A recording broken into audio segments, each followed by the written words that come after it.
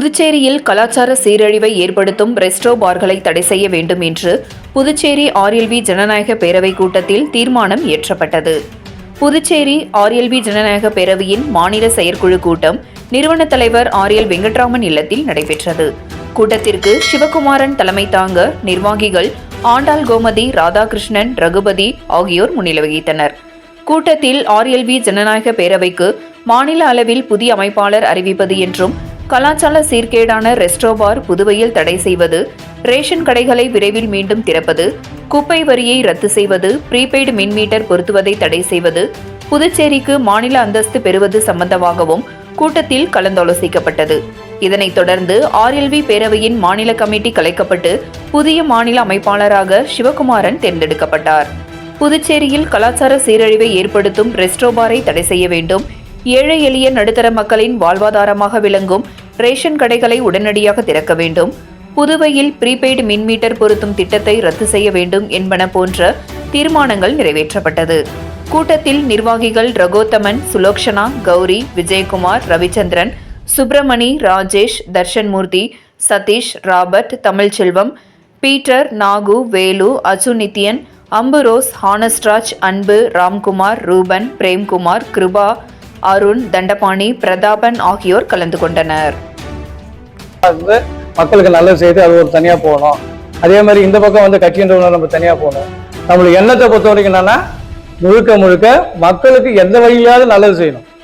அப்ப நல்லது செய்யணும்னாக்கா பெரிய ஒரே ட்ராக்ல மட்டும் ட்ரெயின் போகாது, 2 ட்ராக் வரும், 2 தண்டவாளம் வரும். அந்த மாதிரி 2 தண்டவாளம் மாதிரி இது பொது சேவை மையம் ஒரு தண்டவாளம், அரசியல் கட்சி ஒரு தண்டவாளம். நம்ம நிறைய பேர் பார்த்தீங்கன்னா ஒன்று எடுத்துனீங்கன்னாக்கா வெறும் அரசியல் கட்சி மட்டும்தான் இருப்பாங்க. மனித நேயம் இருக்காது, மக்களுக்கு செய்ய வேண்டிய எண்ணங்கள் இருக்காது. அவங்க குடும்பம் எல்லாம் நல்லா இருக்கும், பொதுமக்கள் நல்லா இருப்பாங்கன்னு சொல்ல முடியாது. அதனால இது 2 ட்ராக்கை எடுத்துங்க, 2 தண்டவாளமாக அதில் மக்களை ட்ரெயின் எடுத்து போய் இன்னொரு ஊரில் சேர்க்கறதுக்கு கூட அந்த பொறுப்பை எடுத்துருக்குறோம். அதனால அதில் இந்த அமைப்பு மூலிமா என்னுடைய கருத்து என்னன்னா, பாண்டிச்சேரியில் இந்த ப்ரீபெய்டு மின் மீட்டர் அமைக்கணும்னு சொல்லிக்கிறார். ப்ரீபெய்டு மின் மீட்டர் அமைக்கணும்னா இப்போ நம்ம எப்படி ஃபோனில் சார்ஜ் போச்சுனாக்கா கட் ஆகிடுது. அதுவும் ஒரு வீட்டில் படிச்சுன்னா இருப்பான் பரீட்சைக்கு, திடீர்னு கட்டாலே அது யார் போது சொல்லுது? இது அவருக்கு தெரியாது, இந்த முதலமைச்சர் தெரியாதா அவரு? இது எதுக்கு மத்திய அரசுக்கு தொல்லை போகணும்? அது தப்பு இல்லையா? அதை முதல்ல மாற்றணும். அது இல்லாமல் இந்த ப்ரீபெய்டு மின் திட்டத்தை ரத்து பண்ணணும்னு சொல்லிட்டு மின்துறை ஊழியர்கள் போராட்டம் பண்ணியிருக்கிறாங்க. போராட்டம் பண்ணிட்டு வழக்கு போட்டிருக்காங்க. இந்த வழக்கு கோர்ட்டு நிலுவையில் இருக்குது. அப்போ கோர்ட்டில் நிலுவையில் இருக்கும்போது இவர் எப்படி அதை உடனடியாக நடைமுறைப்படுத்த முடியும்? நடைமுறைப்படுத்த முடியாத. இப்போ கோர்ட் அவமதிப்பு இல்லையா? ஸோ அதை உடனடியாக ரத்து பண்ணணும். 2வது விஷயம், பாண்டிச்சேரியில் மட்டும்தான் ரேஷன் கடையில், இந்தியாவில் எங்கே பார்த்தாலும் ரேஷன் கடை. ஏழை எளிய மக்கள் மலிவான விலையில் போய் பொருளை வாங்கி குடும்பம் நடத்துறதுக்கு அந்த ரேஷன் கடை எவ்வளோ உதவியாக இருந்தது. அதை வேலை செஞ்சவங்க எவ்வளோ ஊழியர்கள் பாதிக்கப்பட்டிருக்காங்க. இதுக்கு உடனடியாக இந்த அரசாங்கம் ரேஷன் கடையை திறக்கணும். அது மட்டும் இல்லாமல் எப்படி ரேஷன் கடை மட்டும் பாண்டிச்சேரியில் திறக்கலையோ, அதே மாதிரி குப்பை வரியை மட்டும் பாண்டிச்சேரி தாண்டுதான். குப்பை வரி மட்டும் பாண்டிச்சேரி மட்டும் தான் இருக்கு, இந்தியா வேற எங்கேயுமே கிடையாது. அப்போ இதெல்லாம் பார்த்தீங்கன்னாக்கா எல்லாத்துக்கும் எடுக்க ஒரு நோட்ட பார்த்தீங்கன்னாக்கா இந்த அரசாங்கம் சுத்தமாக சரி கிடையாது. ஸோ முழுக்க மக்களுக்கான ஒரு அரசாங்கத்தை, மாற்று அரசாங்கத்தை நம்ம ஏற்படுத்த உண்டான வழியை இந்த ஆர்எல்வி ஜனநாயக பேரவை கூட நல்லாவே செய்யும். சரியா? அதுக்கு அடுத்தது மாநில அந்தஸ்து. மாநில அந்தஸ்து இன்னைக்கு சொல்றாரு, எனக்கு அதிகாரிகள் மதிக்க மாட்டேன்றாங்க, அதிகாரி அமைச்சர்களை சட்டம் பண்ண மாட்டேன்றாங்க, எந்த மக்கள் நல திட்டங்கள் எது சொன்னாலும் அந்த அதிகாரி செய்ய மாட்டேன்றாங்க அப்படின்னு சொல்றாரு. என்னுடைய கேள்வி என்னன்னா, இவர் கல்யாண மண்டபம் கட்டுறாரு, இவர் கல்யாண மண்டபத்தை எப்படி அவங்க பர்மிஷன் கொடுத்தாங்க? நினைச்சு பாருங்க. இது மட்டும் பர்மிஷன் கொடுக்குறாங்க, அதிகாரம் மதிக்கிறாங்க, பொதுநல மக்கள் மத்தியில் அது செய்யல, என்ன அர்த்தாது? அதே மாதிரி இப்போ பெண் கவர்னர் இருக்கிறாங்க பாண்டிச்சேரியில், தமிழிசை சவுந்தரராஜன் இருக்காங்க.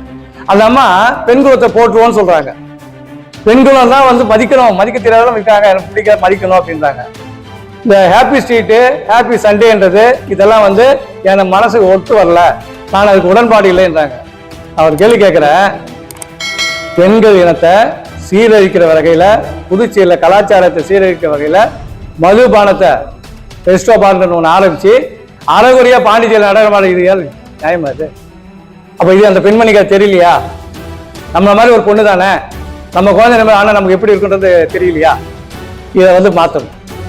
இதை மாற்றி முழுமையாக புதுச்சேரி அரசாங்கத்தில் ஒரு நல்ல தெளிவான மக்களுக்கு ஏதாவது செய்யணுன்ற நினைப்பில் இருக்கக்கூடிய மனித நேயம் படைத்த அரசியல்வாதிகள் வரணும்.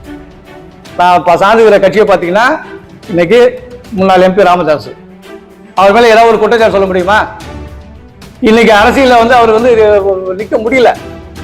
என்ன காரணம் சொல்லுங்க? 80% சிம்பத்திஸ் இருக்காங்க. ஒரு சாதாரண ஒரு பால்காரனை கூப்பிட்டு, ஏன்பா அவனுக்கு அந்த MP தெரியுமான்னு கேட்டா, ஐயோ நல்ல மனுஷங்க, தங்கமான மனுஷங்க, நிறைய செஞ்சிருக்காருன்னு சொல்றான். ஆனா ஓட்டு போட்டு பார்த்தா ஓடி போடுறான். அப்ப என்ன அர்த்தம்? இவர் செஞ்ச வேலையை எது வெளியில சொல்ல, நல்ல மனுஷனா இருக்கனால வெளியில தெரியல. ஸோ இந்த நல்ல மனுஷனை வெளியில தெரியறதுக்கு உண்டான வழி தான் நான் சொல்றேன். இதுதான் எங்களுடைய முழுமையான ஒரு இது. அதனால இதை வந்து எப்படியாவது இந்த 2 ட்ராக் எடுத்து போயிட்டு அடுத்த ஆட்சியை எங்களுடைய ஆட்சியாக தான் இருக்கும். நீங்க வேணா பாரு, பொறுமையா வந்து பாருங்க. இந்த அடுத்த செய்யறோம். அடுத்த வாக்கு உரிமை தினம் ஒன்று கொண்டாடுறோம் 25ஆம் தேதி. தொடர்ந்து எல்லா ஃபங்க்ஷன் நிறைய வருது. சரிங்களா? அதான் நீங்க எல்லாம் கொஞ்சம் கிட்ட நல்லா செய்யும். சந்தோஷம். பார்த்துக்கோங்க.